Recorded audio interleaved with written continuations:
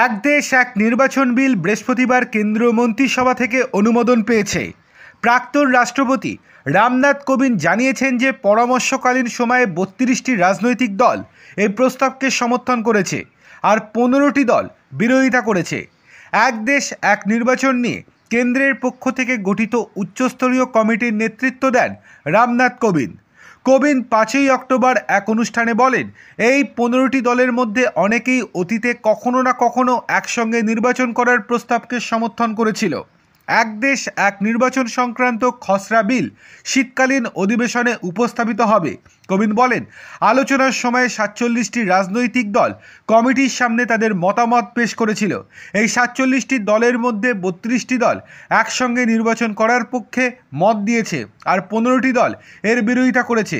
তবে 15টি দলের অনেকেই অতীতে কখনো না কখনো একসঙ্গে নির্বাচন করার পক্ষে ছিল, কিন্তু বর্তমানে যা অবস্থা শীতকালীন অধিবেশনে এটি পাশ হয়ে যাবে এবং সেক্ষেত্রে আটকাতে পারবে না বিরোধীরা। অন্যদিকে যারা যারা বিরোধিতা করেছে তাদের মধ্যে অন্যতম উল্লেখযোগ্য হলো কংগ্রেস, আম আদমি পার্টি, সমাজবাদী পার্টি, তৃণমূল কংগ্রেস, কমিউনিস্ট পার্টি সিপিআই, ডিএমকে, নাগা পিপলস ফ্রন্ট, এসপি, এই রকম গুরুত্বপূর্ণ দলগুলো রয়েছে।